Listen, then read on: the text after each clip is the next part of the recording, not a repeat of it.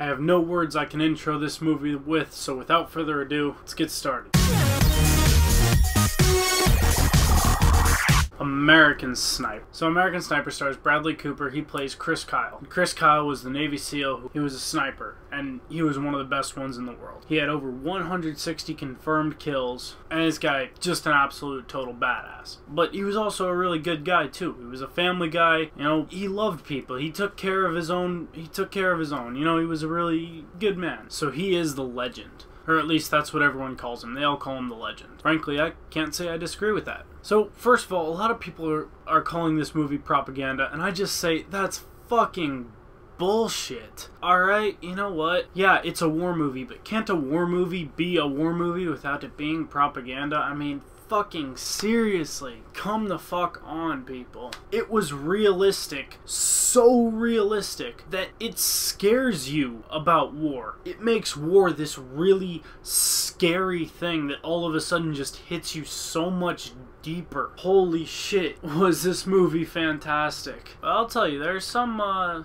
disturbing moments in this film. I mean, we all saw the first trailer for the film, you know, with Chris Kyle. It's Bradley Cooper playing Chris Kyle, but he's aiming down his scope, and he sees the mom hand off this grenade to the little kid, and he starts running at a tank and a bunch of soldiers, and he just has that split second that he has to make that decision. Yeah, that's in there. And you're just sitting there, like, at the edge of your seat, like, oh my god, what's gonna happen next? Holy shit! It's really fucking awesome. But this movie has a lot of heart. It illustrates that everything he's doing over there, you know, when he's deployed and on duty and everything, it is affecting his home life, and it is hurting him. It shows that you can't just go from being that, like, just a completely well-oiled, perfect killing machine, to coming home and being a family man. I mean, how do you really balance between the two? And this film really illustrated that in such a personal way. Holy shit, was this movie. But some of the emotion, it does build up quite a bit to the point where you're like, oh, whew.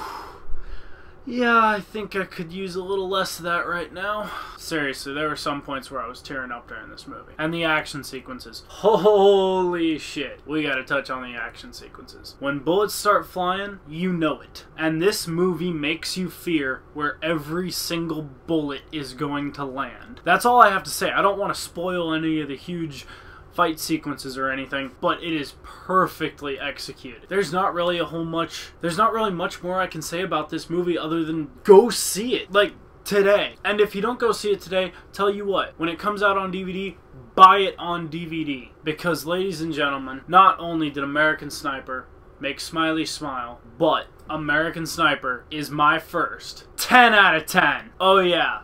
Fucking 10 out of 10. Historic. It's fucking historic. When I say a 10 out of 10's historic, I mean that's gonna be the movie that's in my history books. That's the history books that I write, motherfuckers. So yes, American Sniper, 10 out of 10, all the way. Go see this movie. Go see the movie. That's all I can say. So guys, until next time, thanks for watching. I'm Smiley. Be sure to like and subscribe and, you know, watch more videos, all that shit. Thank you. And yeah, till next time.